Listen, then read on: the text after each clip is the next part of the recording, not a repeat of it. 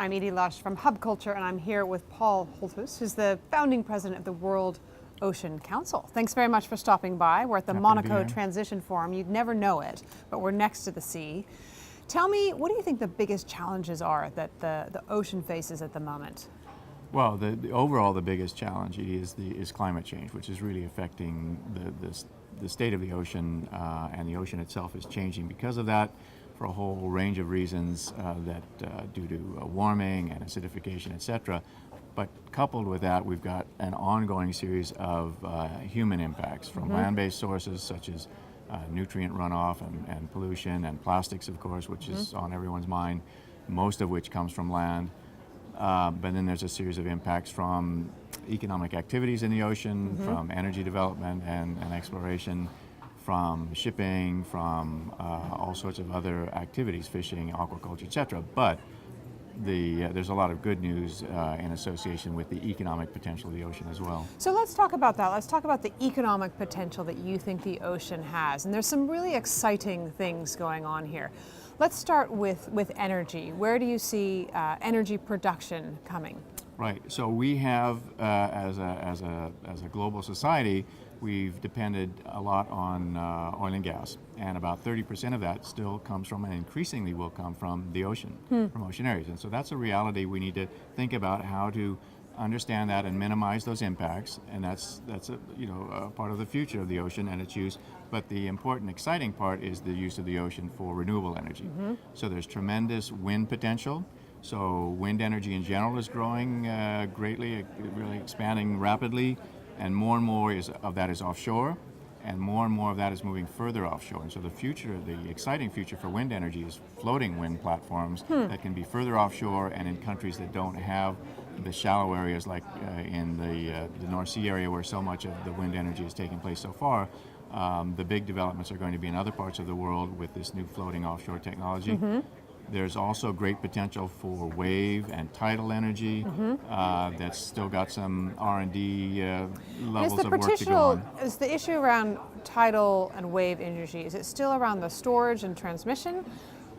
It's more about the just developing technology hardware that can withstand the ocean conditions. Right. Yeah, and so there's some good pilot projects out there that are coming on the commercial scale and starting to feed into grids. But it's really just about developing the mechanics of it that can really stand up to the wear and tear of being in the ocean, and then deliver over a long period of time.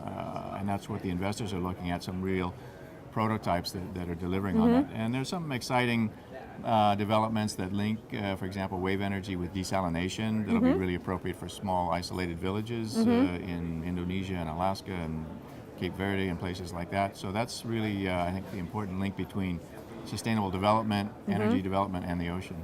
What about the oceans as a source of food?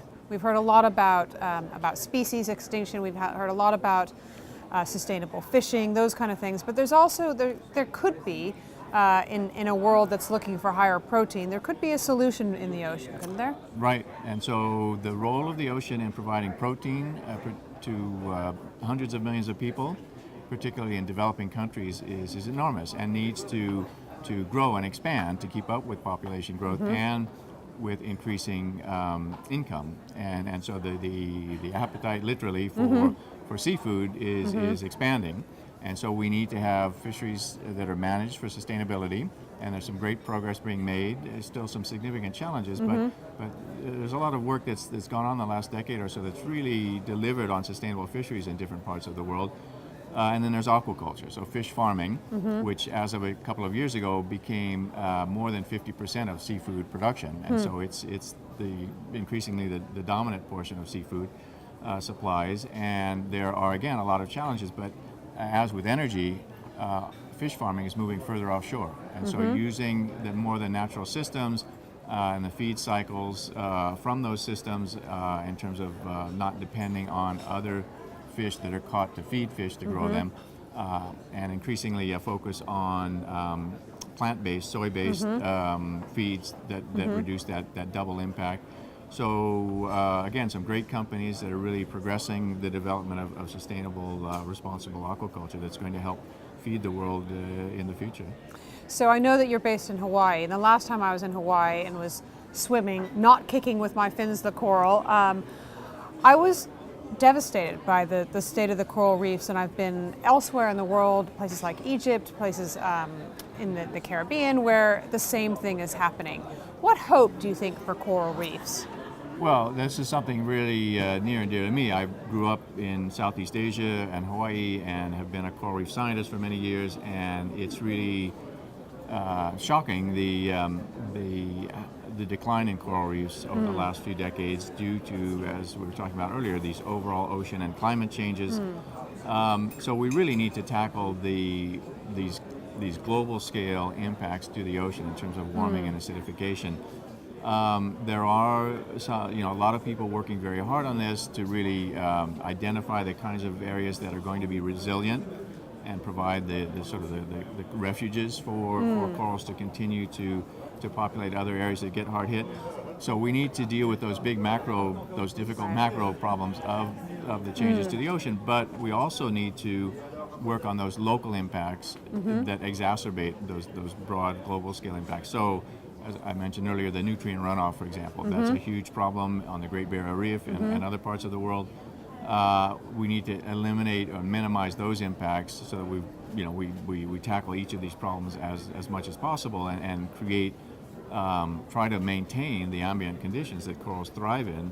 But it's really a very serious situation that needs a lot of attention as part of these overall ocean challenges. Paul, thank you very much for stopping by here during the Monaco Energy Transition Forum, and I'm Edie Lush. Thanks very much.